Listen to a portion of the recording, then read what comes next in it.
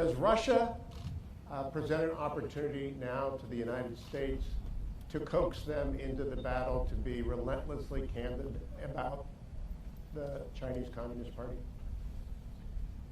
So I do think there's that opportunity. That opportunity is born of the relationship, the natural relationship between Russia and China. And we can do something as well. There are places where we need to work with Russia.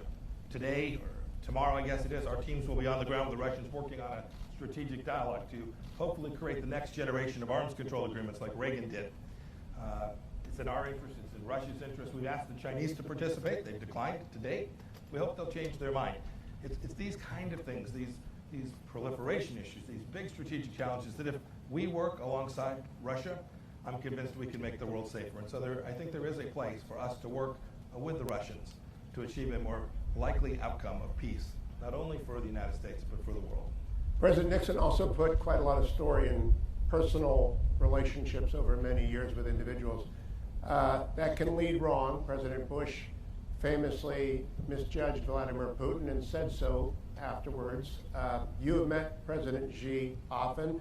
Is the General Secretary of the Chinese Communist Party someone with whom we can deal on a transparent and reliable basis, in your opinion, based on your personal diplomacy with him? So the meetings that I've had and the meeting that the president we've had, they've been good, frank conversations. He is the most powerful leader of China since Mao.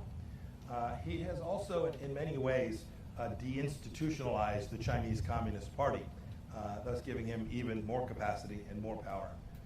But I think the way to think about it is how I spoke about this today. It's about actions. And so how one evaluates one's counterparts sitting across the table from them is important to think about how you can find common understandings and make progress.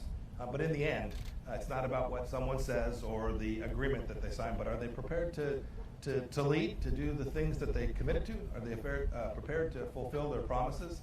And we've watched this China walk away for their promises to the world on Hong Kong. We watched their General Secretary Xi promised President Obama in the Rose Garden in 2015 that he wouldn't militarize the South China Sea. Google the South China Sea and arms. You'll see another promise broken. So in the end, from my perspective, it's much more important to watch how leaders behave and how they lead than what it is you think when you have a chance to talk to them on the phone or meet them in person. Mr. Secretary, you said this is not containment. I heard that very clearly. I have read the three previous speeches by Ambassador O'Brien, Director Wray, Attorney General Barr, and now listen to you very closely. It isn't containment, but it is a fairly comprehensive, multidimensional, relentlessly objective candor. Is that dangerous in a world that's not used to speaking clearly about delicate subjects? You know, my experience, and I think President Trump's experience too, in his life as a businessman, is the best policy is always true candor. Identifying the places that you have a red line, identifying places that you have a real interest, making clear if there's places where you don't, and there's things that you can work on alongside each other. I think the real danger comes from misunderstandings and miscommunication and the failure to be honest about the things that matter to you, because others will move into that space and then conflict arises. I think the world is a heck of a lot safer when you have leaders who are prepared to be honest about the things that matter and prepared to talk about the things their nation is prepared to do to secure those interests. And you can reduce risk by these conversations so long as you're honest about it. So I don't think it's dangerous. I think it's just the opposite of that. You also said, and I'm sure the speech will be known as the distrust but verify speech. When you distrust but verify, that still premises verification is possible. It is still possible to do agreements and to verify them, correct? It is. Yeah, you can still do it. Each nation's got to be prepared for a certain amount of intrusiveness connected to that. And it is not in the nature of communist regimes to allow transparency inside of their country. And so it's been done before. We had arms controls agreements with the Soviet Union that we got verification that was sufficient to ensure that we protected American interests.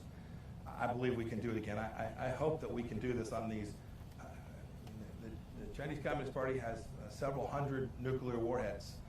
This is a serious global power. And to the extent we can find common ground, a common set of understandings to reduce risk that there's ever a really bad day for the world, we ought to do it, and it's going to require agreement and verification. Ambassador Richard Haass, who is now chairman of the Council on Foreign Relations, said very recently, it may have been yesterday, it might have been this morning, I saw it this morning preparing, quote, Secretary Pompeo doesn't speak of China, but of the Chinese Communist Party if there is a China, as if there were a China apart from the party.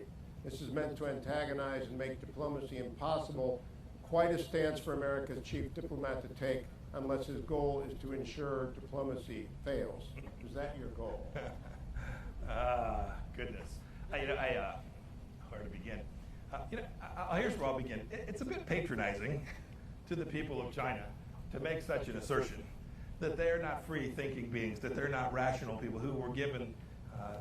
They too were made in the image of God, right? They have all the capacity that anybody in the world does. So to somehow think that we ought to ignore the voices of the people of China seems to me the wrong approach.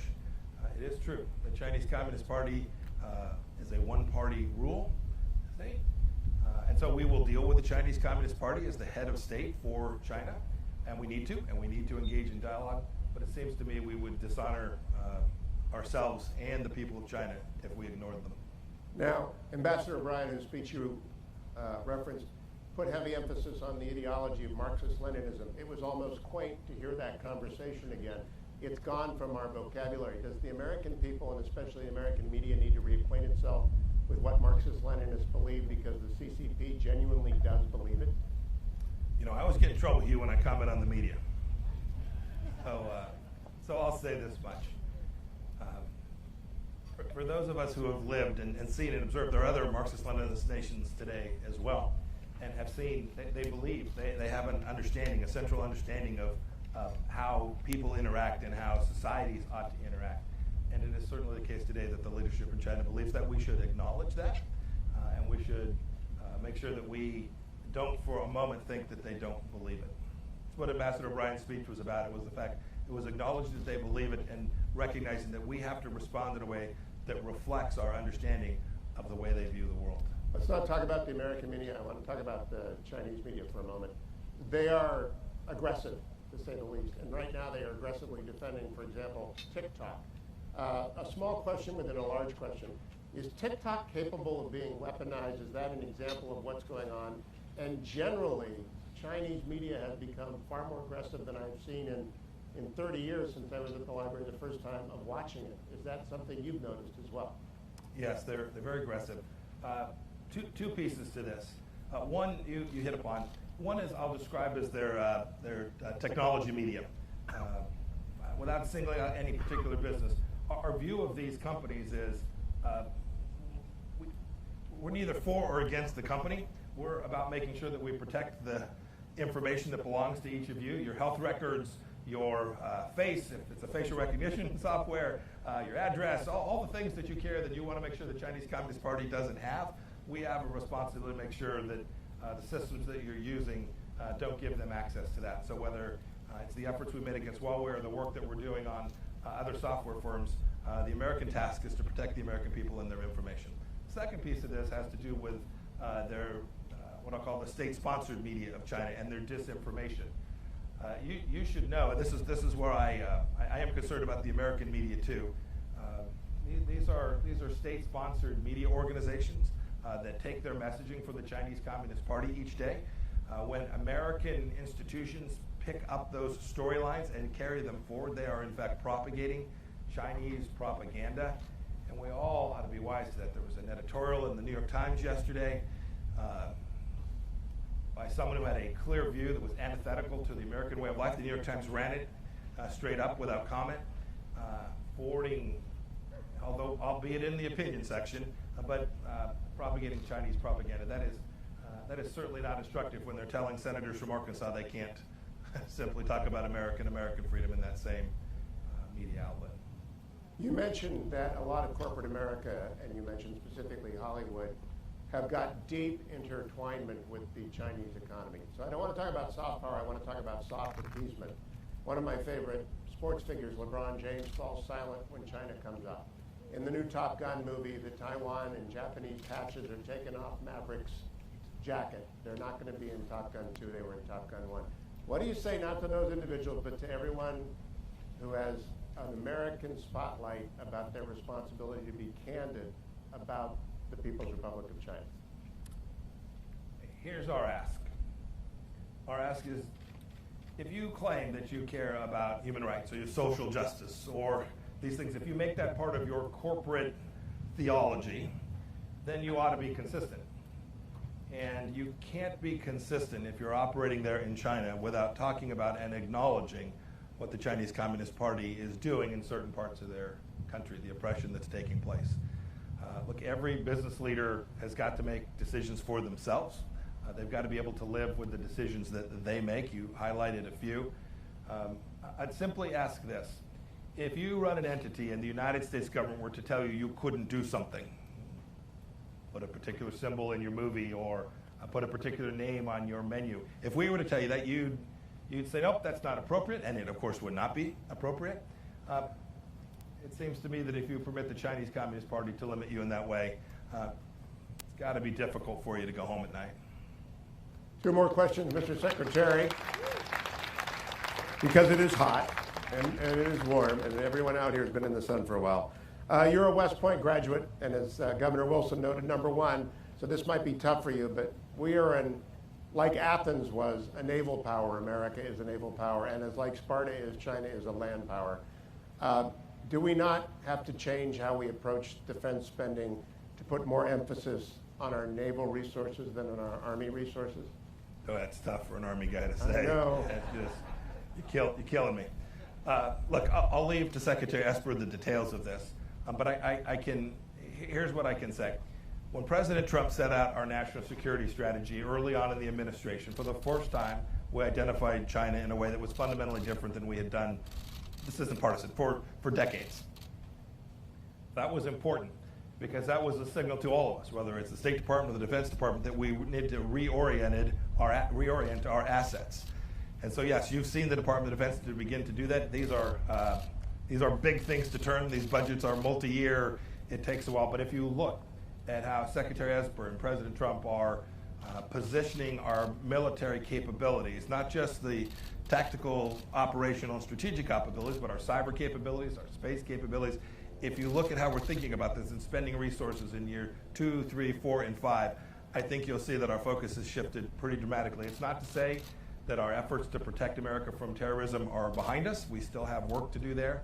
But I think this great power challenge that presents itself is something that we have recognized, and we begin to make sure that we allocate your money, our taxpayer resources that we have, to the appropriate ends to achieve American security. My last question has to do with a former Secretary of State who was also an Army man, George Marshall. He gave a speech in 1947 at your alma mater, Harvard, in which he called on all the nations of the world to recognize that the world was in crisis and to choose a side. And he assured them in that famous address that if you chose the American side in asserting Europe, you could count on America. So as you make the appeal you did today, not just to Europe, where it's relatively easy to be outspoken, no, Norway has found it not to be outspoken, but to Taiwan and Japan and Vietnam and all of the Australia, all of the nations of that region, can they rely on America in the way that people opposing the Soviet Union could rely on George Marshall's assurance in 1947? Undoubtedly. Undoubtedly. The only thing I'll say is,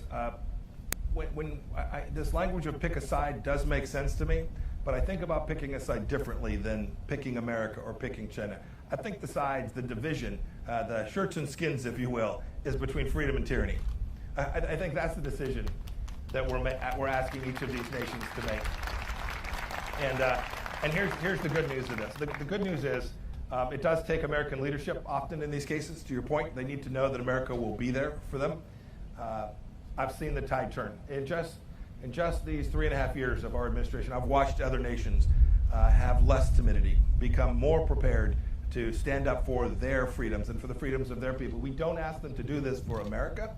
We ask them to do it for their country and for their nation, the freedom and the independence, and to protect the rights of their people. And when we do that and we tell them that America will be there, I'm very confident in the end that this is a world that, with the hard work applied, will become one that is governed by a rules-based order, and the freedom of the American people will be secured.